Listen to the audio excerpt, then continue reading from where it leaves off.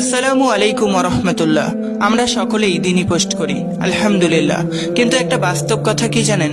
একজন প্রকৃত দিনদার নারী অথবা পুরুষ কখনোই দিনই পোস্টের ব্যাকগ্রাউন্ডে পর্দাশীল নারীদের ভিডিও কিংবা ফটো ব্যবহার করতে পারে না। আমরা কি কখনো এ বিষয়ে একবারও ভেবে দেখার চেষ্টা করেছি আমাদের দিনই পোস্টগুলির ব্যাকগ্রাউন্ডে কতগুলি পর্দাশীল নারীদের ভিডিও? আচ্ছা, আমরা যে এই দিনদারিতা দেখিয়ে পর্দাশীল নারীদের ভিডিও সোশ্যাল মিডিয়ায় ইউজ করছি, ঠিক একইভাবে আপনি কি আপনার বোরখা পরা পর্দা করা ভিডিও কোনোদিন পোস্ট করবেন? জানি কখনোই করবেন না। তাহলে অন্যের বোরখা পরা পর্দা করা ভিডিও ব্যাকগ্রাউন্ডে পোস্ট করে আমরা কিভাবে নিশ্চিন্তে থাকতে পারি? আচ্ছা, পর্দা মানে কি? পর্দা মানে হলো নিজেকে আড়াল করা। তাহলে যারা পর্দা করে ভিডিও করে তারা আদৌ কি পর্দাশীল?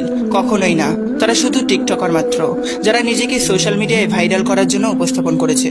একজন সত্যিকার অর্থের মুত্তাকি ও পরহেজগার নারী কখনোই নিজেকে সোশ্যাল মিডিয়ায় উপস্থাপন করবে না, যদিও সে আপাতক মস্তক ঢেকে রাখুক না কেন, কারণ নিশ্চয়ই এইসব গুনাহের কাজ। আমাদের বর্তমান জেনারেশনের কিছু কিছু অবুঝ নারীরা পর্দা জিনিসটাকে চেনেই না। তারা পর্দাকে পোশাক মনে করে, তাই তারা এমনটা করে। কিন্তু পোশাক হচ্ছে পর্দার একটি অংশ।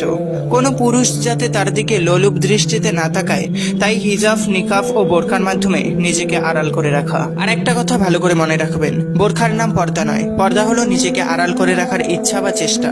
এই চেষ্টাকেই পর্দা বলে। তাই নারীদের পর্দাশীল ভিডিও ব্যাকগ্রাউন্ডে কিংবা নিজের পর্দাশীল ভিডিও ফটো পোস্ট করা থেকে বিরত থাকুন।